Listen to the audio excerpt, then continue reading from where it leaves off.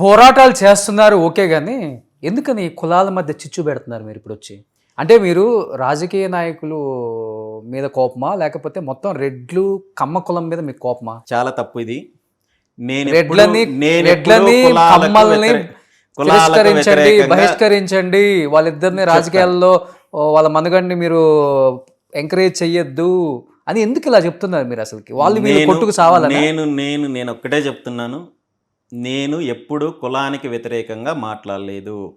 రాజకీయంగా ఈ రెండు సామాజిక వర్గాలు గత సుమారు 50-60 సంవత్సరాల నుండి 70 సంవత్సరాల నుండి ఏదైతే అవినీతి జరిగిందో, ఏదైతే అరాచకం జరిగిందో, ఏదైతే మిగిలిన వర్గాలను అణచివేసే కార్యక్రమం జరిగిందో, ఏదైతే అన్యాయం చేసే కార్యక్రమం జరిగిందో, ఈ రెండు వర్గాలకు సంబంధించిన రాజకీయ బహిష్కరణ చేయమన్నాను తప్ప నేను కులాల గురించి మాట్లాడలేదు. రాజకీయ బహిష్కరణ అంటే మీ ఉద్దేశం ఏంటి?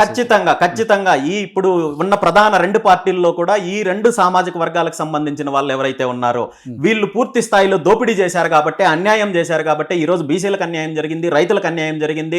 రాష్ట్రాన్ని పూర్తి స్థాయిలో ఏదో వీళ్ళు సొంత ఇండ్లు ఆస్తులో లేదా వీళ్ళ తాతల ఆస్తులు అన్నట్టు వేల ఎకరాలు, లక్షల ఎకరాలు దోచేసే కార్యక్రమం చేశారు. కాంట్రాక్టర్ల పేరు చెప్పి దోచేశారు, మైన్స్ పేరు చెప్పి దోచేశారు, భూములు దోచేశారు, కంపెనీల పేరు చెప్పి దోచేశారు, స్టూడియోల పేరు చెప్పి దోచేశారు.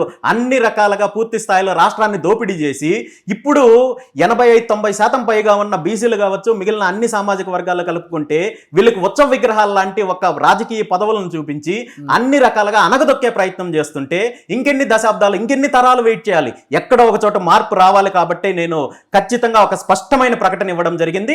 రాజకీయంగా ఇప్పటి వరకు దోపిడీ చేసిన ఈ రెండు సామాజిక వర్గాలు ఏవైతే ఉన్నాయో వాటిని వచ్చే ఎన్నికల్లో బహిష్కరించమని చెప్పి ప్రజలకు పిలుపునివ్వడం జరిగింది తప్ప నేను కులాలకు వ్యతిరేకంగా ఎక్కడా మాట్లాడలేదు. ఎందుకంటే ఇదే సామాజిక వర్గాలకు సంబంధించిన వాళ్ళు నా మంచి కోరుకునే వాళ్ళు ఉన్నారు, నా స్నేహితులు ఉన్నారు, ఈ వాదాన్ని బలపరిచే వాళ్ళు కూడా ఈ సామాజిక వర్గంలోనే ఉన్నారు.